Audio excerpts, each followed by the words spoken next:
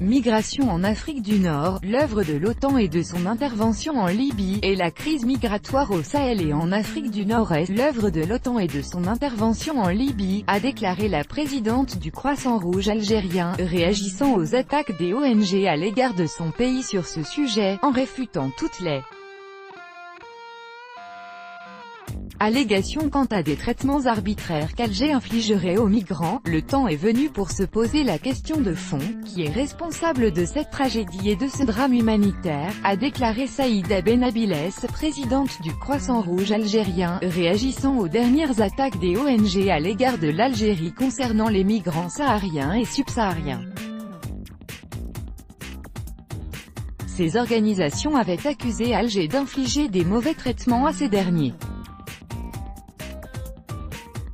Je peux répondre avec clarté et facilité que la crise migratoire et les flux des migrants, surtout au niveau de l'Afrique du Nord, sont l'œuvre de l'OTAN et son intervention en Libye. Les choses sont claires, il ne faut pas se voiler la face, a affirmé l'ancienne sénatrice, dénonçant le fait que les responsables de cette situation ne sont presque jamais pointés du doigt par ces mêmes ONG. La responsable humanitaire s'est demandé « Pourquoi ne pas aborder les causes de cette catastrophe humanitaire et déterminer les vrais responsables de cette situation ?»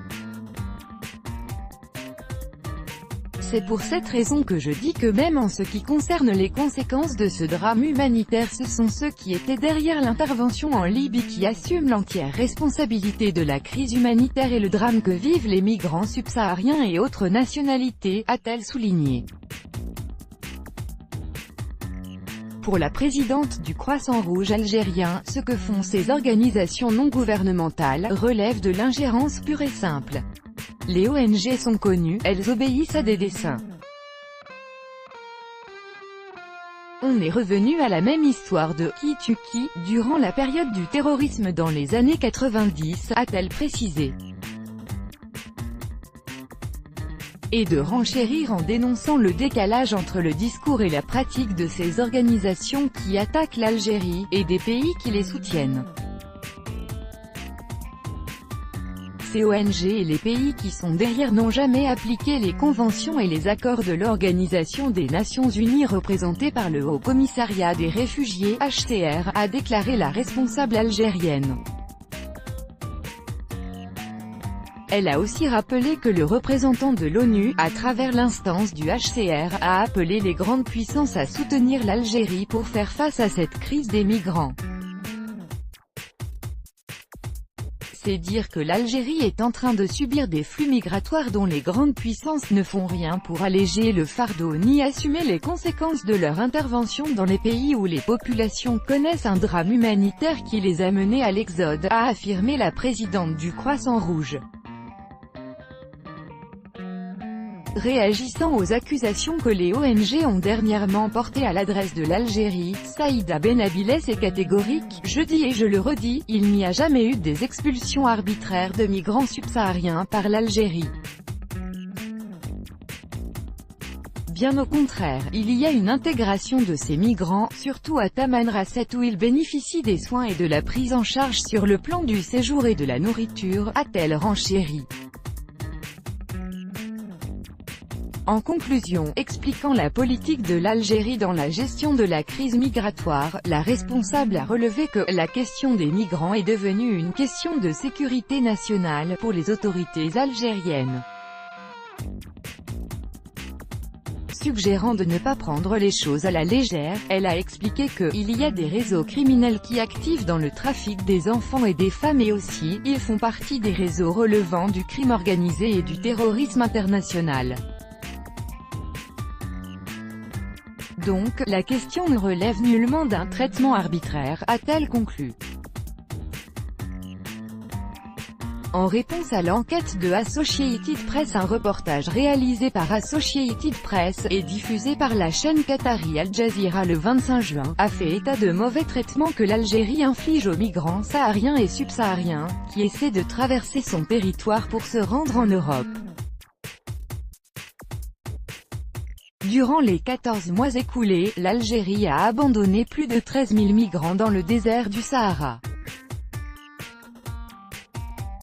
Parmi eux se trouvent des femmes enceintes et des enfants, soutient l'agence américaine, ajoutant que ces personnes sont forcées, parfois sous la menace d'armes, de marcher sous un soleil brûlant sans aucune assistance, ni eau ni nourriture.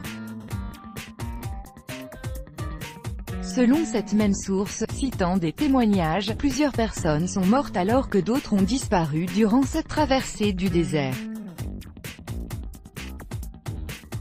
Selon Hassan Kassimi, le président du comité interministériel chargé de l'étude et du suivi des problèmes migratoires en Algérie, ces migrants ont été abandonnés dans le désert par les passeurs qui les ont embarqués de la ville d'Agad au Niger, connue pour être la plaque tournante du trafic migratoire dans la région du Sahel.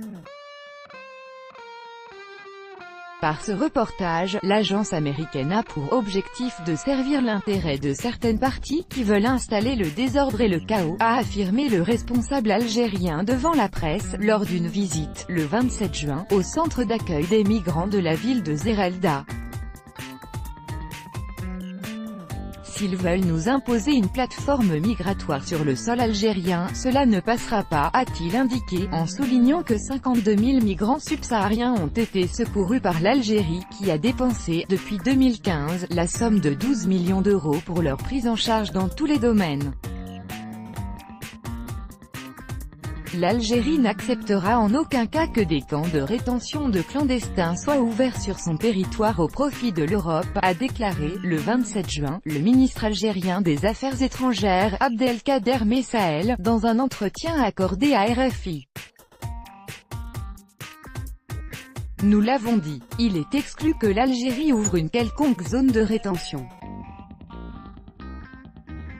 Nous sommes déjà confrontés au même problème, a déclaré le chef de la diplomatie algérienne. Nous procédons à des reconductions, mais nous le faisons selon des arrangements que nous avons avec nos pays voisins, a-t-il ajouté.